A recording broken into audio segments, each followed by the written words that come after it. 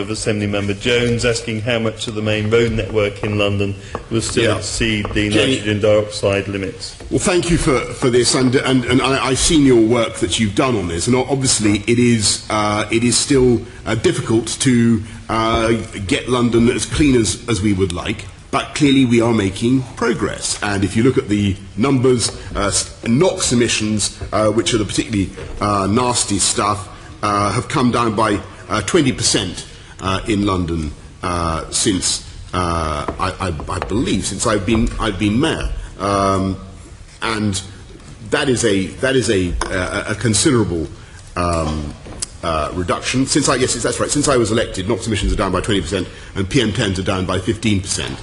And that is a progress, but we need to go further. And you'll be familiar with many of the improvements we're trying to make with the age limits for taxis, with the low-emission buses, with walking and cycling programs, and, of course, particularly important for dealing with NOx, you've got to retrofit buildings. Because actually the funny thing is it's not so much the vehicular traffic that's responsible for NOx, it is the boilers of London. And we've got a huge programme, as you know, to do that. You haven't actually answered the question. Well, the answer... Which is, that was a pretty bloody how long much answer. of the main road network in London will still exceed nitrogen dioxide levels in 2020, and I can tell you the answer from your own statistics, it's 45%. So with all these wonderful measures, actually not so wonderful, some of them, with all these measures you're putting in, nearly half of London's main roads will still be polluted. There will be. No, you're right. You're not solving the problem, are you? Well, patently we are, I mean, it depends what you mean by solving. We are greatly reducing the problem, and I wish we could go further and faster. We're bringing in the ultra-low emission zone. That's in 2020, so it won't have an impact until 2021, will it? So that's actually irrelevant. Well, you've got to be reasonable to people who are buying and driving cars now, because in the end they don't have cheap access to zero tailpipe emission vehicles. And I think Stephen and I had a long conversation about this in the last MQTs. And please don't that is why we're saying to people 2020 is the deadline for the new technology, but we can't expect you to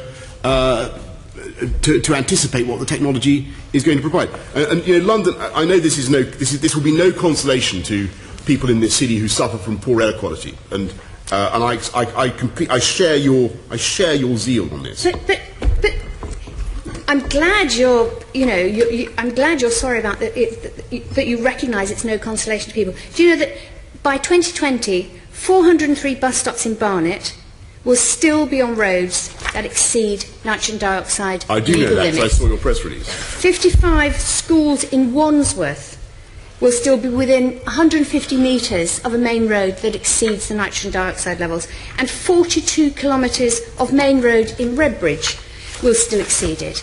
You're not fixing the problem. You have the power, you can do it, and you're putting it off for subsequent mayors. Well, that's completely untrue. I mean, if you mean by I have the power, I could ban all traffic in London, and I could close down every central heating system in our city. Then I think you exaggerate my powers. I might be able to ban all traffic, but I certainly couldn't ask the people of London to stop using central heating this winter. I think that would be wrong. What I can do is, as we are doing, continue to retrofit huge numbers of homes. We've already done 96,000. We've identified a further 62,000 homes across London where we're going to improve. But by 22, or with all of this, in 7 years' time, 45%, nearly half of London's roads will still be illegal by EU standards. Illegal. That means every Londoner is breathing in dirty air.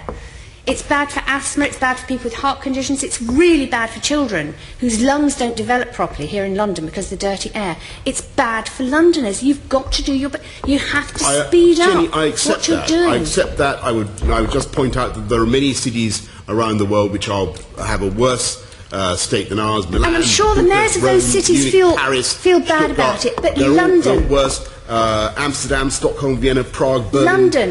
We can't do anything about Amsterdam, but you can do something about London. I'm trying to give you some context. Context. No, Mr. Mayor, I've asked you a question about why you won't move fast. Sorry, well, I really think if you look at what we have done and the aggression of the timetable we have set, it is unlike anything City Hall has done before. And actually, this was the only administration to introduce an age limit for taxis, which was not remotely popular with taxi drivers. And it's a stupid measure because you should be measuring the tailpipe emissions and not just judging on age. Some people at the age of 63 are still in quite good shape, you know. Others at 63 are in very bad shape. So you want us to get rid of the age limits for taxis? Age is not a delimiter of anything. So you should have looked at tailpipe emissions.